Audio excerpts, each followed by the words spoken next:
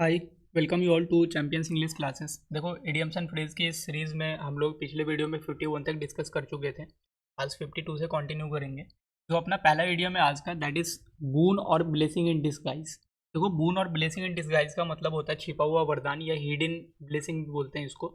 Hidden blessing मतलब कि छुपा हुआ वरदान है भाई। देखो, बून का मतलब तुम लोग जानते हो, बून का मतलब वरदान, आशीर्वाद या फिर बेनिफिट के सेंस में भी यूज़ होता है। ब्लेसिंग का मतलब भी लगभग वही होता है। एक डिस्गाइज का मतलब छिपा हुआ, ठीक ना। ये फ्रेज देखो, ये फ्रेज कब यूज़ किए जाते हैं? ये फ्रेज यूज़ किए जाते हैं जब कोई चीज़ तुमको शुरुआत में लगता है कि भाई वो चीज़ तुम्हारे लिए अच्छा नहीं था, लेकिन बाद में पता चलता है कि भाई वो चीज़ हमारे लिए बहुत अच्छा था। तो उसको हम लोग बोलते हैं बून और ब्लेसिंग इन डिस्गाइज। मतलब कि वो चीज़ छिपा हुआ वरदान है किसी के लिए, तो that is a hidden blessing, छिपा हुआ वरदान। ठीक, जैसे हम सेंटेंस भी बना सकते हैं, losing my job was a boon in disguise because I found a better one. मतलब कि नौकरी छोड़ना मेरे लिए क्या था? छिपा हुआ वरदान था, क्योंकि मुझे बाद में इससे भी अच्छा नौकरी मिला। समझ गए बात को? तो दैट इज बून और ब्लेसिंग इन डिस्गाइज। समझ गए बात को? नेक्स्ट आ जाओ, बॉसम फ्रेंड। ठीक, गर्लफ्रेंड के केस में भी यूज़ कर सकते हो। चलो आगे बढ़ो। यहाँ देखो, बॉसम फ्रेंड।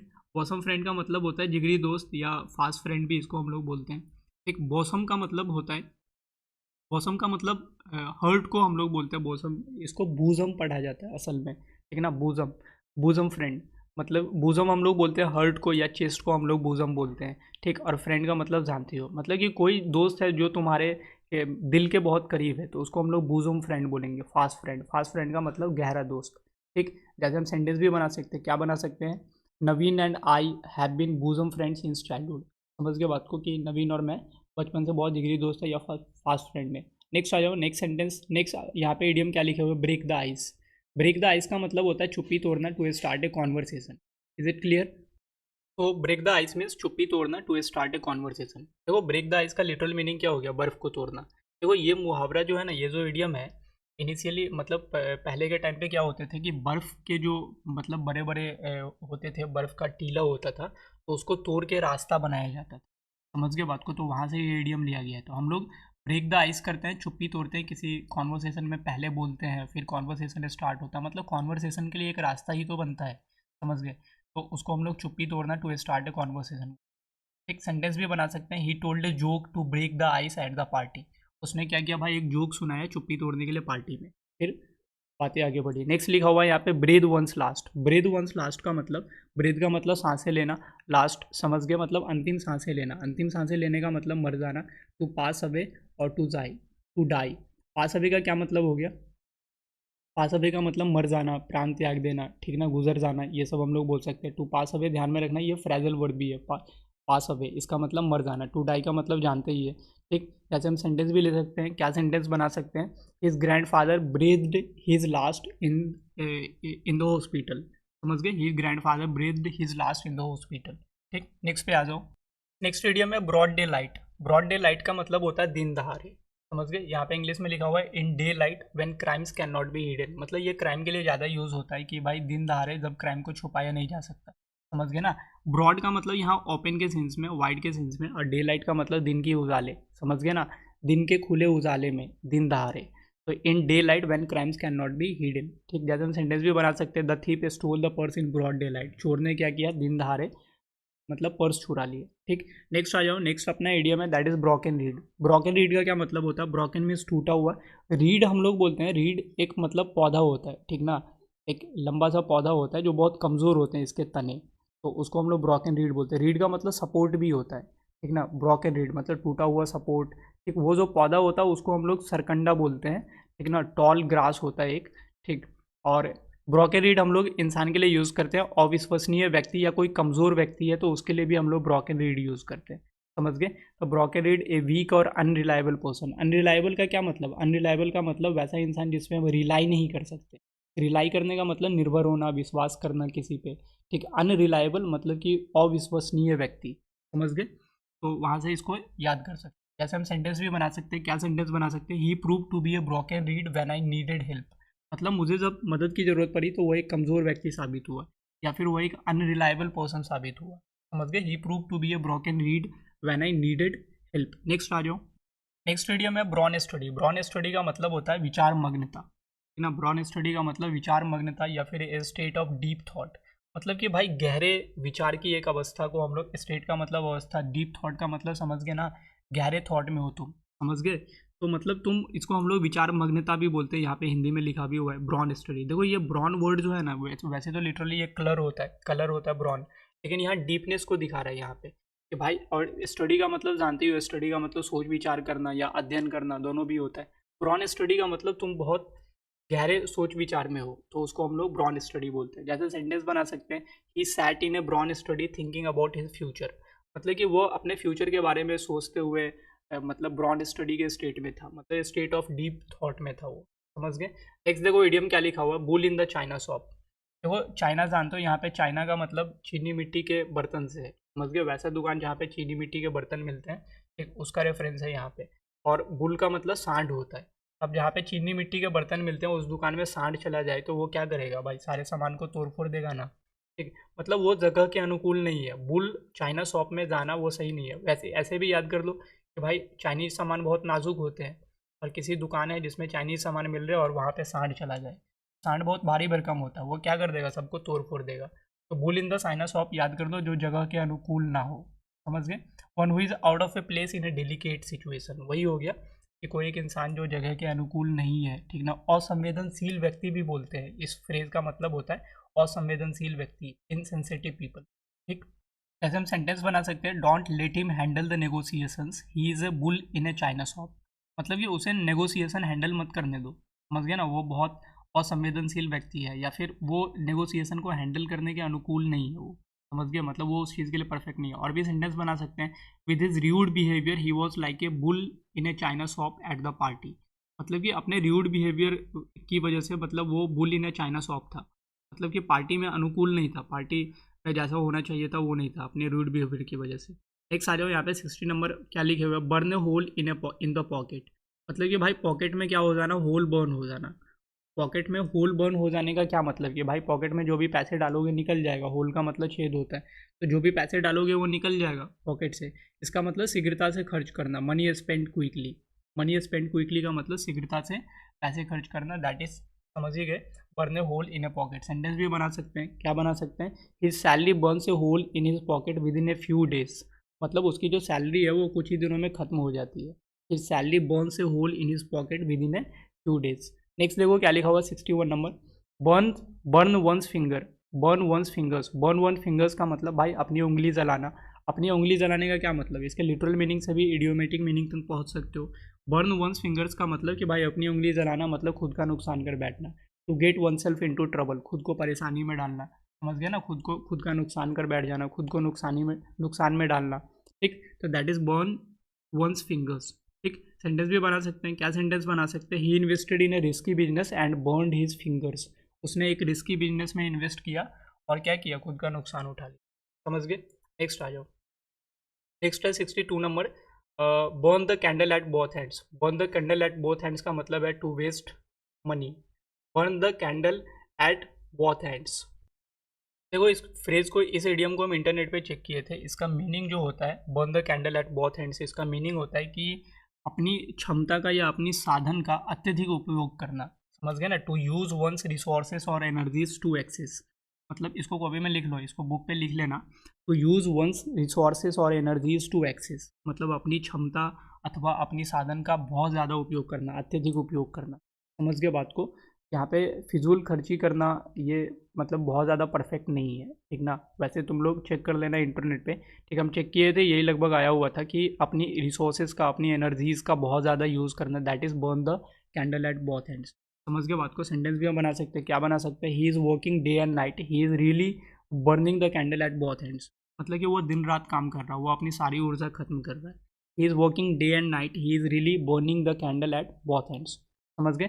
नेक्स्ट क्वेश्चन आ जाओ, यहाँ पे नेक्स्ट इडियम क्या लिखा हुआ, burn the midnight well. Burn the midnight well मतलब पहले क्या होता था कि दिए जलाते थे, मतलब तेल डाल के दिए जलाए जाते थे, समझ गए ना, रात में।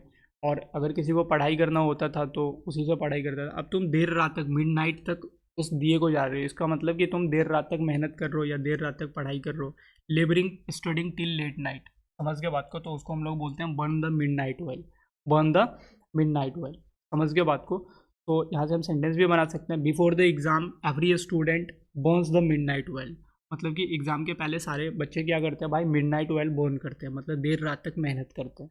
ठीक, नेक्स्ट देखो लिखा हुआ बर्निंग क्वेश्चन, ये तो ईजी है। बर्निंग क्वेश्चन का मतलब ज्वलंत प्रश्न, कोई हॉट इशू है, समझ गए ना, तो उसको हम लोग क्या बोलते हैं, उसको हम लोग हॉट इशू को हम लोग बर्निंग क्वेश्चन बोलते हैं। बर्निंग क्वेश्चन जैसे हम सेंटेंस भी बना सकते हैं, क्या बना सकते हैं, ठीक, जैसे the affect of social media on the society is a burning question now days.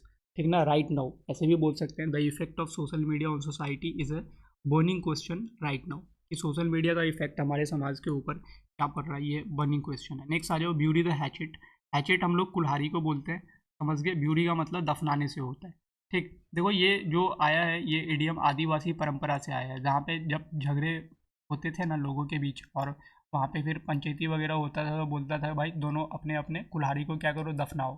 ठीक, तो ब्यूरी द हैचेट का मतलब जिस कुल्हाड़ी से झगड़े की हो कुल्हाड़ी को दफनाओ, मतलब दुश्मनी खत्म करो, ब्यूरी द हैचेट। ठीक ना, ब्यूरी का मतलब जमीन के अंदर गाड़ना या दफनाना होता है। हैचेट हम लोग कुल्हाड़ी को बोलते हैं, छोटी सी कुल्हाड़ी होती है स्मॉल एक्स, उसको हम लोग हैचेट बोलते हैं। दुश्मनी खत्म करना या टू एंड हॉस्टिलिटी। हॉस्टिलिटी का मतलब शत्रुता या दुश्मनी को हम लोग हॉस्टिलिटी बोलते हैं, समझ गए। जैसे हम सेंटेंस बना सकते हैं, the two countries should bury the hatchet and work towards peace. मतलब दोनों देशों को क्या करना चाहिए भाई, दुश्मनी खत्म करना चाहिए, हॉस्टिलिटी खत्म करना चाहिए और शांति की ओर आगे बढ़ना चाहिए, समझ गए ना। The two countries should bury the hatchet and work towards peace. Next देखो यहाँ पे क्या लिखा हुआ है, 66 नंबर, 5 हिट्स एंड स्टार्ट्स। इसका मतलब होता है रुक रुक कर या अनियमित रूप से, इसको इरेगुलरली भी बोलते हैं। इरेगुलरली का मतलब वही हो गया अनियमित रूप से ना, कोई चीज़ अगर अनियमित रूप से हो रहा है तो उसको हम लोग बोलेंगे by fits and starts, by fits and starts. जैसे हम सेंटेंस बना सकते हैं, he just studies continued by fits and starts so he didn't score well. मतलब उसकी पढ़ाई भाई रुक रुक के हुई, नियमित रूप से हुई, इसलिए वो अच्छा स्कोर नहीं किया। He just studies continued by fits and starts so he didn't score well. Clear है, ठीक, इसको ऐसे याद कर लो कि भाई वो पहले फिट करता है फिर स्टार्ट करता है, फिट करता है फिर स्टार्ट करता है, ठीक ना, मतलब रुक रुक के काम करता है। ठीक, तो देखो कभी कभी इडियम्स के बाद छोटी मोटी कुछ कुछ बात बता देते हैं, तो बहुत जगह उसका सेंस नहीं भी होता, सेंस बस इतना होता है कि तुमको वो इडियम्स याद हो जाए, ठीक ना। एग्जाम में तुमसे बस उसके यूसेस पूछने वाले हैं, तुमसे उसके मीनिंग्स पूछने वाले, कोई कैसे याद किए या उसके पीछे ओरिजिन क्या है वो सब एग्जाम में नहीं पूछने वाले, तो बस उसको लर्न कर लो कैसे भी, उसके यूसेस को समझो। नेक्स्ट आ जाओ 67 नंबर, बाई हुक और बाई क्रूक। बाई हुक और बाई क्रूक का मतलब होता है गलत या सही किसी भी ढंग से, ठीक ना। बाई एनी मीन्स राइट और रॉन्ग, मतलब किसी भी तरीके से, चाहे वो गलत हो सही हो, किसी भी तरीके से उसको हम लोग बोलते हैं बाई हुक और बाई क्रूक। हुक का मतलब तो कांटा होता है, और क्रूक का मतलब डिसीट बोलते हैं क्रूक को, मतलब चालाकी या बेईमानी होता है, समझ गए ना, चालाकी से या बेईमानी से। तो अच्छा अभी जो बता रहे थे वो मतलब कभी कभी कहानी हम कुछ बना देते हैं याद करने के लिए, लेकिन ओरिजिन जो हम बताते हैं वो रियल होता है ना, ओरिजिन रियल होता है, जो ये फ्रेज बने कहाँ से, ठीक ना, इसकी उत्पत्ति कैसी हुई, तो वो भाई सही होता है। लेकिन कभी कभी हम कुछ निमोनिक्स बना देते हैं, कुछ मतलब कि मज़ेदार कहानी रिलेट कर देते हैं, सो दैट बच्चों को याद हो जाए, स्टूडेंट्स को। ठीक, तो बाई हुक और बाई क्रूक का क्या मतलब होता है, गलत या सही किसी भी ढंग से, बाई एनी मीन्स राइट और रॉन्ग, तो उसको हम लोग बोलते हैं बाई हुक और बाई क्रूक। ऐसे हम सेंटेंस भी बना सकते हैं, he was determined to win, he was determined to win by hook और बाई क्रूक, मतलब वो किसी भी तरह से जीतने के लिए डिटरमाइंड था, समझ गए, he was determined to win by hook और बाई क्रूक। ठीक, नेक्स्ट देखो क्या लिखा हो, by leaps and bounds. By leaps and bounds, ठीक, लिप्स का मतलब छलांग लगाना होता है, बॉन्ड्स यहाँ पे बाउंड्रीज को दिखा रहा है, ठीक ना, कि भाई जो भी बाउंड्रीज है ना, इस बाउंड्रीज को तुम छलांग लगा के क्रॉस कर रहे हो, ठीक, मतलब बाउंड सीमाएं से ऊपर जाने को रेफर कर रहा है, मतलब कि फास्ट काम कर रहा है, एट ए रैपिड पेस, ठीक ना। बाई लिप्स एंड बॉन्ड्स का मतलब एट ए रैपिड पेस, ठीक, समझ गए, दिन दूनी और रात चौगुनी यहाँ पे लिखा भी हुआ है। ऐसे हम सेंटेंस भी बना सकते हैं, ठीक, जैसे his English is improving by leaps and bounds, ठीक, ऐसे भी बना सकते हैं, या फिर the company is growing by leaps and bounds. ठीक, नेक्स्ट आ जाओ, नेक्स्ट यहाँ पे लिखा हुआ है 16 number, by the skin of one's teeth. By the skin of one's teeth या फिर बाय ए विस्कर, इसका मतलब होता है थोड़े से अंतराल से, या बाल बाल बचना भी होता है बहुत जगह। Narrowly by a hair breath, समझ गए, नैरोली या बाय ए हेयर ब्रेथ, ये किसका मीनिंग है, by the skin of one's teeth. ठीक, जैसे देखो स्किन मतलब टीथ के ऊपर जो स्किन होता है वो ना के बराबर होता है, समझ गए, मतलब कि बहुत कम होता है स्किन वहाँ पे, ना के बराबर होता है, समझ गए। तो ये फिर इडियम याद रखना, by the skin of one's teeth या फिर बाय ए विस्कर, इसका मतलब थोड़े से अंतराल से, narrowly by a hair breadth. जैसे हम सेंटेंस भी बना सकते हैं, he caught the train by the skin of his teeth, मतलब कि वो बहुत कम अंतर से ट्रेन पकड़ पाया। He caught the train by the skin of his teeth. ठीक, और भी सेंटेंस बना सकते हैं, they won the match by the skin of their teeth, मतलब कि वो बहुत कम अंतर से मैच जीता। समझ गए। नेक्स्ट देखो यहाँ पे क्या लिखा हुआ है, carry the coal to Newcastle. Carry the coal to Newcastle का मतलब होता है बेवजह मेहनत करना। समझे। Spending time and energy in doing something that is useless and wastage of energy. ठीक, spending time and energy in doing something that is useless and wastage of energy, मतलब किसी ऐसी चीज़ को करने में अपना टाइम और एनर्जी, अपना समय और ऊर्जा खर्च करना जो यूजलेस है, बेकार है, और वेस्टेज ऑफ एनर्जी है, मतलब ऊर्जा की बर्बादी है। देखो न्यू कैसल एक जगह है इंग्लैंड में जो फेमस है कोल प्रोडक्शन के लिए। वहाँ पे कोयले की क्या होती है, प्रोडक्शन होती है। समझ गए ना। तो वहाँ पे क्या सीन है कि यहाँ पे लिखा हुआ है carry the coal to Newcastle. Carry का मतलब ले जाने के सेंस में। अब तुम वहाँ पे खुद कोयला का प्रोडक्शन हो रहा है, समझ गए ना, और वहाँ पे तुम कोयले लेके जा रहे हो। मान के चलो इंडिया से तुम न्यू कैसल कोयला लेके गया, वहाँ पे खुद कोयले का प्रोडक्शन हो रहा है, तो तुम बेवजह मेहनत किए। समझे कि नहीं समझे बात को, व्यर्थ मेहनत करना।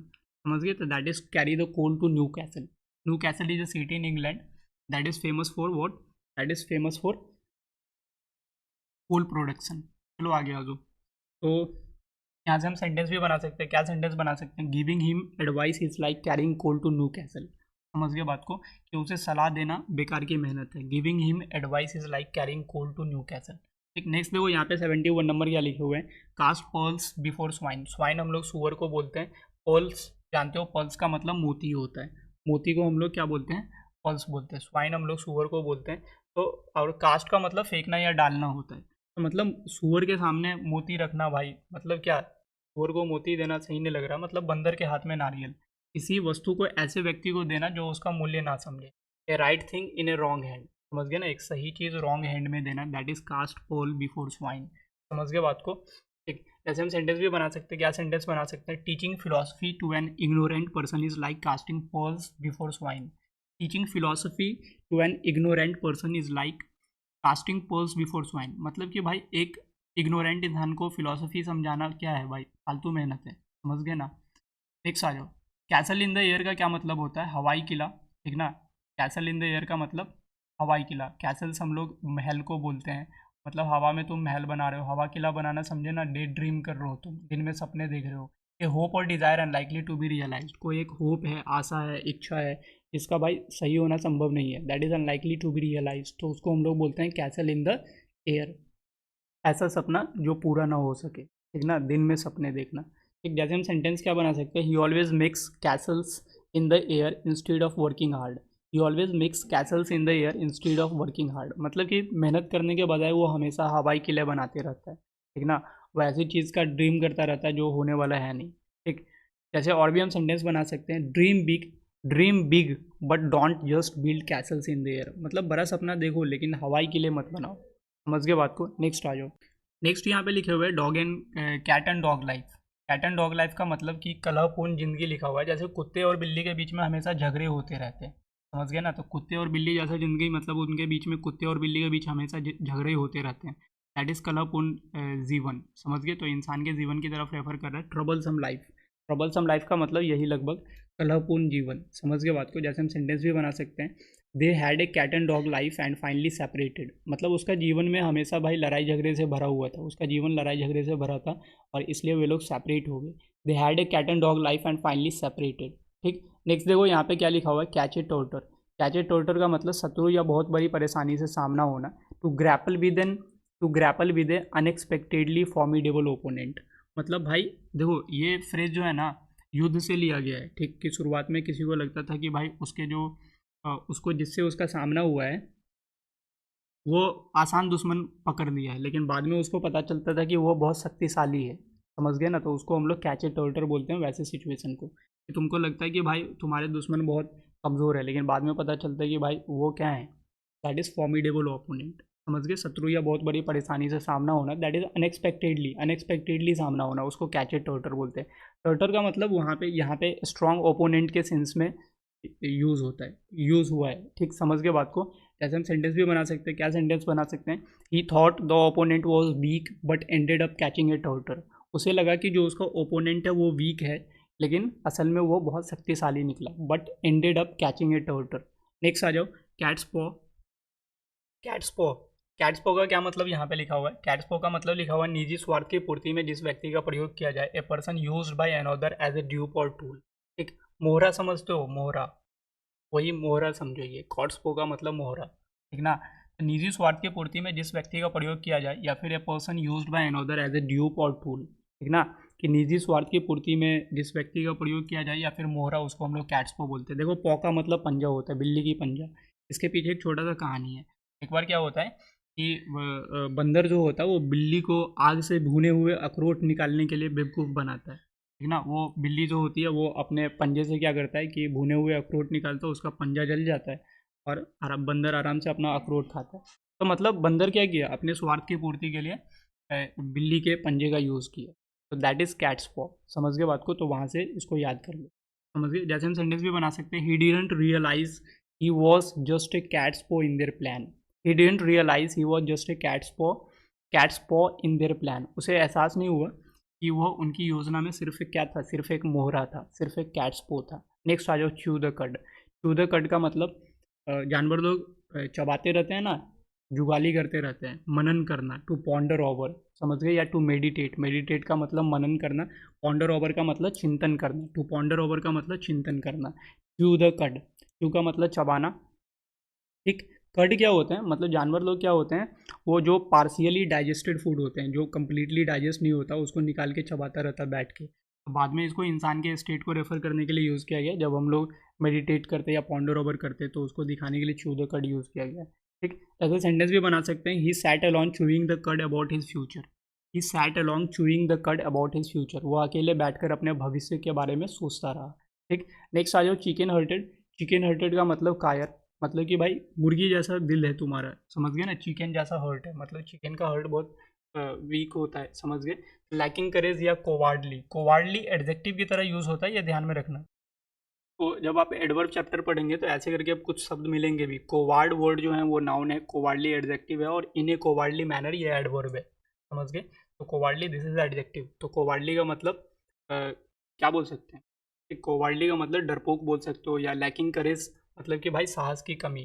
तो दैट इज चिकन हर्टेड। जैसे सेंटेंस भी बना सकते हैं, क्या बना सकते हैं? He was too chicken hearted to confront his boss, ठीक ना, to confront his boss. He was too chicken hearted to confront his boss, मतलब वो अपने बॉस का सामना करने के लिए बहुत कायर था, ना। वो इतना कायर था कि अपना बॉस का सामना नहीं कर सकता था। नेक्स्ट देखो, Kock and bull story. Kock and bull story हम लोग यूज़ भी करते रहते हैं कितना बार, ठीक। जैसे मेरे स्टूडेंट्स लोग क्लास में लेट होते हैं तो वो फिर आगे बताते हैं कि भैया ऐसे ऐसे हो गया, मतलब they tell me cock and bull story. समझ गए बात को? मनगढ़ंत कहानी, एक कॉनकोटेड स्टोरी, ठीक। जैसे हम सेंटेंस भी बना सकते हैं, ठीक। क्या सेंटेंस बना सकते हैं? My student told me some cock and bull story about being late. मतलब मेरे स्टूडेंट्स जो थे वो देर होने के बाद एक मनगढ़ंत कहानी सुनाई, ठीक ना। बुल का मतलब सांड, कॉक जानते ही हो, कॉक और बुल, ठीक ना। नेक्स्ट याद रखो, क्रोकोडाइल टीयर्स। तो ये तो आसान है, हम लोग यूज़ भी करते रहते हैं। दिखावटी आंसू, घड़ियाली आंसू जो होता है। तो क्रोकोडाइल टीयर्स, दिखावटी आंसू, ए फॉल्स डिस्प्ले ऑफ ग्रीफ, मतलब ग्रीफ का एक फॉल्स डिस्प्ले, ठीक ना, मतलब झूठा दुख दिखाना, इसको हम लोग बोलते हैं क्रोकोडाइल टीयर्स। समझ गए? Crocodiles tears, crocodile tears. जैसे हम सेंटेंस भी बना सकते हैं, क्या सेंटेंस बना सकते हैं? She cried crocodile tears when she got caught cheating, ठीक ना। She cried crocodile tears when she got caught cheating, मतलब जब वो चीटिंग करते हुए पकड़ी गई तो उसने झूठे आंसू बहाए, समझ गए। नेक्स्ट देख लो, यहाँ पे 80 कर लेते हैं। क्रॉस वर्ड्स, ठीक ना। क्रॉस वर्ड्स का मतलब, क्रॉस का मतलब टकराने से है, तलवार का टकराने से। तो युद्ध में जब तलवार टकराते हैं तो वो फिर लड़ाई शुरू हो जाती है, समझे ना। तो क्रॉस वर्ड्स का मतलब, स्वर्ड्स मीन्स तलवार है, तो क्रॉस वर्ड्स मतलब लड़ना, टू क्वारल और फाइट, समझ गए। टू क्वारल और फाइट। जैसे हम सेंटेंस भी बना सकते हैं, the to politicians crossed swords during the debate. The two politicians crossed swords during the debate, मतलब दोनों पॉलिटिशियन ने डिबेट के दौरान क्या किया? झगड़ा किया या फिर क्वारल किया, फाइट किया, ठीक। 81 देख ले, cry for the moon. Cry for the moon का मतलब किसी असंभव वस्तु की कामना करना, समझ गए। To desire the unattainable. Unattainable का क्या मतलब? अनअटेनेबल, अटेन का मतलब प्राप्त करना होता है, अटेनेबल मीन्स प्राप्त करने योग्य, और यहाँ पे अन निगेटिव प्रीफिक्स लग गया, मतलब अनअटेनेबल मतलब जिसे प्राप्त नहीं किया जा सके, मतलब जिसे तुम अनअटेन मतलब अटेन नहीं कर सकते, उसके बारे में तुम डिज़ायर कर रहे हो, उसकी इच्छा रख रहे हो, ठीक। तो किसी असंभव वस्तु की कामना करना है। Cry for the moon, moon के बारे में, मून के लिए रोने से तुमको मून मिल थोड़े जाएगा, समझ के बात को। तो यहाँ से हम सेंटेंस भी बना सकते हैं, क्या सेंटेंस बना सकते हैं? He wants to be the richest man overnight, he is just crying for the moon. He wants to be the richest man overnight, मतलब वो रातों रात ओवर नाइट वो अमीर आदमी बनना चाहता है। यह बस क्या कर रहा है, यह बस क्राई फॉर द मून है, ठीक ना, असंभव वस्तु की कामना करना है। नेक्स्ट देखो, क्राई ओवर स्पिल्ड मिल्क, मतलब कि भाई गिरे हुए दूध पे रोना है। स्पिल्ड मिल्क मतलब दूध छिलक गया, नीचे गिर गया, उस पर तुम रो रहे हो, समझ गया ना, इसका मतलब तुम व्यर्थ पछता रहे हो। Regret in when for what can not be undone, in when का मतलब होता है व्यर्थ में। इन वेन एक इडियम भी है जिसका मतलब होता है व्यर्थ में। व्यर्थ में रिग्रेट करना, पछताना, for what can not be undone, जिसे तुम फिर से वापस से कर नहीं सकते, तो उसको हम लोग बोलते हैं क्राई ओवर स्पिल्ड मिल्क। जैसे हम सेंटेंस भी बना सकते हैं, क्या सेंटेंस बना सकते हैं, losing the game was disappointing but don't cry over spilled milk. मतलब कि भाई गेम लूज़ करना ठीक है, डिसअपॉइंटिंग था, लेकिन अब बाद में पछताने से कोई मतलब नहीं है, समझ गए। तो आज की क्लास में हम लोग यहीं तक रहने देते हैं, ठीक। कल हम लोग कोशिश करेंगे कि थोड़ा ज़्यादा कवर करें। Thank you so much for watching the video, एक meet you in the next video.